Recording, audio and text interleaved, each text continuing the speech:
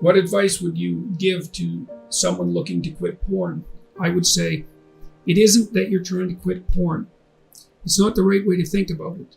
The right way to think about it is that you're trying to figure out how to have a better life. In today's video, Jordan Peterson talks about porn, why it is bad for you, and how to quit it. Stick around to the end for Jordan's non-mainstream practical advice to quit porn for good. This one's life-changing, so pay attention.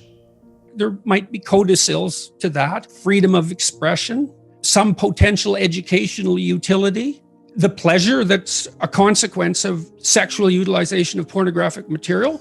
But I would still say, seeing all that it's not a net social good. It doesn't do the people who produce it or who consume it any good. And I don't believe that anyone feels like a better human being after utilizing pornography for sexual gratification. Now, you might say, well, that's because they've been shamed about sex since they're born. And, and that's a consequence of our crooked culture. And, in a utopian world, we wouldn't have that shame. And it's way more complicated than that.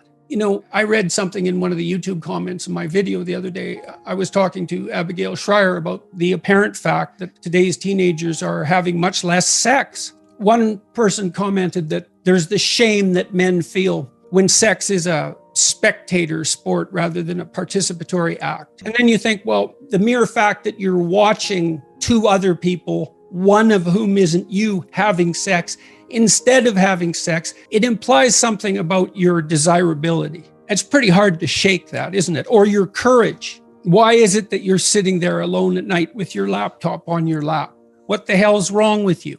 Well, nothing. It's just we should dispense with sexual shame. It's like, no, probably not. That's probably not the answer. Well, it's like Treasure Island in Pinocchio. It's all pleasure with no responsibility. That's deadening. It's parasitical in a sense. And I'm not making a value judgment. I mean, it's no wonder the young guys are caught up in this because it's an unbelievably powerful technology. It drove the development of the internet, let's not forget, right? So it taps into one viciously primordial motivation. And so these guys are being blasted by what biologists call super stimuli all the time. So imagine that there's a biological stimulus that has an effect on you, and then you can magnify it. And the typical porn actress, not the amateurs, but the professionals, have their sexually provocative physical elements exaggerated. And so men are very visual in terms of their sexual processing. And so the guys are pulled into it, and they're pulled into it also by curiosity. But I think that ethically it's not good. It's not good. It's an easy out, that's the other thing. What you should be doing is going out and finding someone to have a relationship with. But let's say you can't find someone. Well, then you might say that's an indication you should change. It is, in fact, an indication that you should change. Because what better indication are you going to get than that no one wants to be intimate with you? It's the ultimate rejection, and that's partly why men are terrified of it, and I understand that. And I understand the MGTOW guys, who are recommending that men don't enter into long-term permanent relationships with women. I understand where they're coming from. Well, they're providing a lot of young guys who need a kick to go out there. Right, they're actually giving them the back door. They're giving them a rationale, and I've seen this have very detrimental effects on a number of people already, and partly in my clinical practice, because the young guys who aren't successful, they're looking for a reason why women are terrible, because otherwise they have to think, well, they're just not presentable, which is what they do have to think, because that's almost the definition of presentable. And then the MGTOW guys give them a rationale. We are in a gynocentric world, and females have got control, and they'll wipe you out if they have the opportunity. It's like some females will do that to some guys some of the time, and sometimes it's brutal. I've had clients who've been dragged through the court systems and just ruined.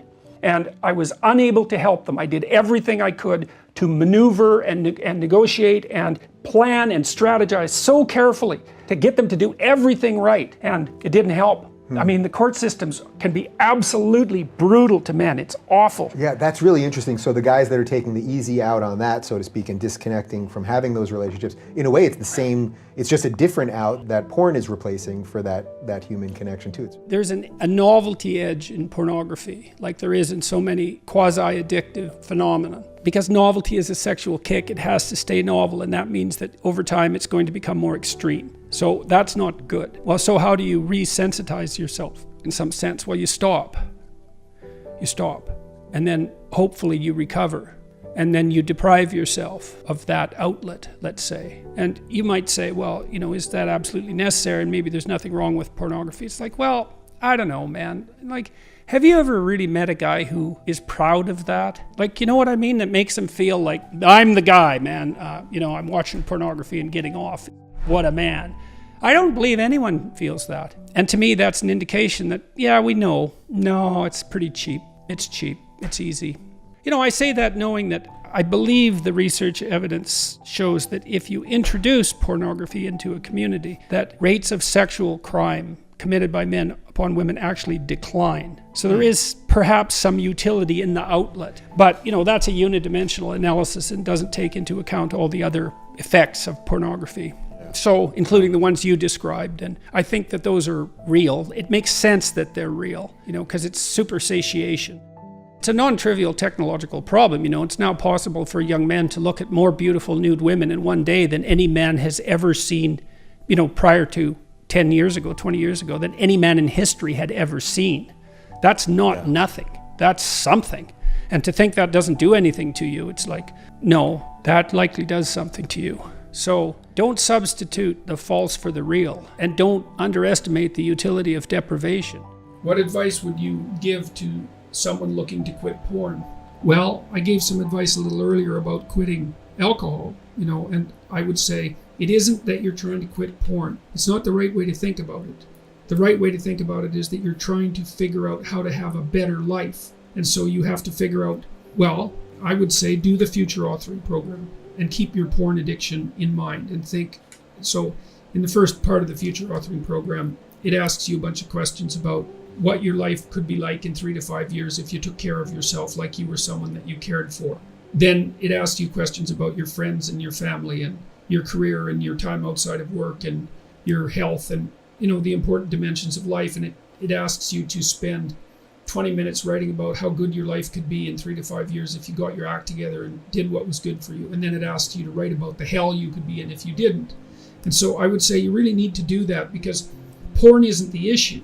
The issue is that you're not living your life the way you want to. And so you need a vision of life that's more compelling than the porn. And you need a counter vision too that frightens you, because otherwise porn is obviously extraordinarily gratifying in the short term, but you seem to be suffering from the medium to long-term consequences of its use.